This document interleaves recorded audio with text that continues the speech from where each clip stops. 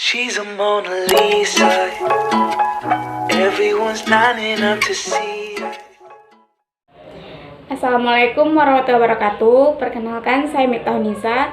Pada kesempatan kali ini saya akan membahas mengenai asas-asas kurikulum serta analisis jurnal yang berjudul Dukungan Sosial Orang Tua dan Stres Akademik pada Siswa SMK yang menggunakan kurikulum 2013. Ada 6 asas yang akan saya jelaskan. Yang pertama itu asas religius, yang kedua asas filosofis, yang ketiga asas psikologis, yang keempat asas sosiologis, yang kelima asas organisatoris, dan yang keenam asas ilmu pengetahuan dan teknologi. Yang pertama itu asas religius.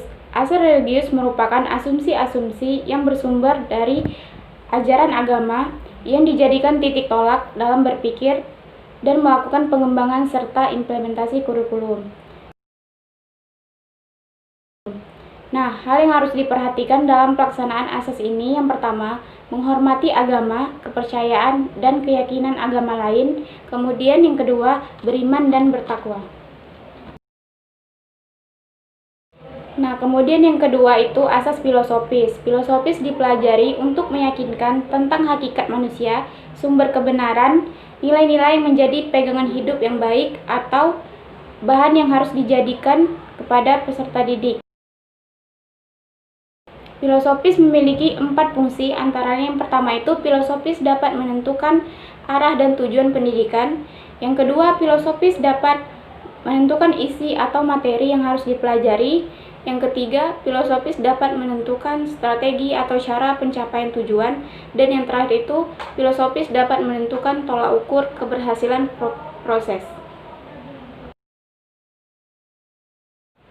Nah, kemudian yang ketiga itu ada asas psikologis.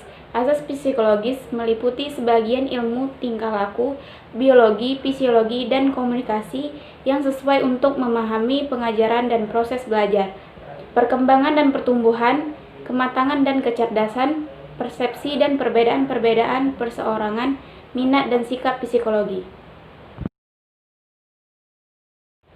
Kemudian yang keempat ada asas sosiologis. Asas sosiologis adalah ilmu pengetahuan yang menyelidiki berbagai gejala sosial, hubungan antar individu dengan individu, antar golongan, lembaga sosial yang disebut juga ilmu masyarakat. Selanjutnya yang kelima, asas organisator. Asas ini berkenaan dengan masalah bagaimana bahan pelajaran akan disajikan, apakah dalam bentuk mata pelajaran yang terpisah-pisah ataukah diusahakan adanya hubungan antara pelajaran yang diberikan. Nah, ada 3 hal utama yang harus diperhatikan dalam asas ini. Yang pertama, tujuan bahan pelajaran, kemudian yang kedua, sasaran bahan pelajaran, dan yang ketiga, pengorganisasian bahan. Kemudian yang keenam, asas iptek. Perkembangan iptek secara langsung berimplikasi terhadap perkembangan kurikulum yang di dalamnya mencakup perkembangan isi atau materi pelajaran, strategi pembelajaran, metode, dan media dalam pembelajaran, serta penggunaan sistem evaluasi. Baiklah, saya akan menjelaskan analisis jurnal yang berjudul Dukungan Sosial Orang Tua dan Stres Akademik pada Siswa SMK yang menggunakan kurikulum 2013. Kurikulum 2013 merupakan kurikulum yang baru diterapkan pada tahun 2013. Ada beberapa perbedaan kurikulum 2013 dengan kurikulum sebelumnya, salah satunya yaitu beban belajar.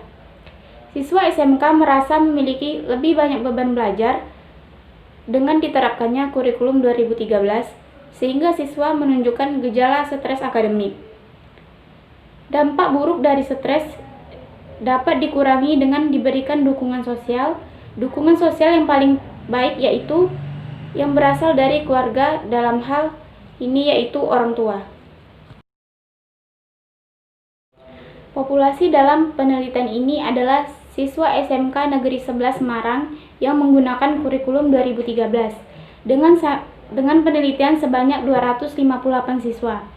Metode penelitian yang digunakan adalah metode penelitian.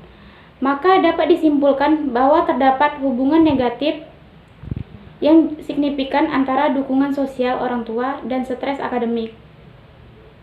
Pada siswa SMK Negeri 11 Semarang yang menggunakan kurikulum 2013. Semakin tinggi dukungan sosial orang tua, maka semakin rendah stres akademik siswa SMK Negeri 11 Semarang. Sebaliknya, semakin rendah dukungan sosial orang tua, maka semakin tinggi stres akademik siswa SMK Negeri 11 Semarang. Sekian penjelasan materi dari saya mengenai asas-asas kurikulum. Semoga bermanfaat bagi kita semua. Saya akhiri dengan wassalamualaikum warahmatullahi wabarakatuh.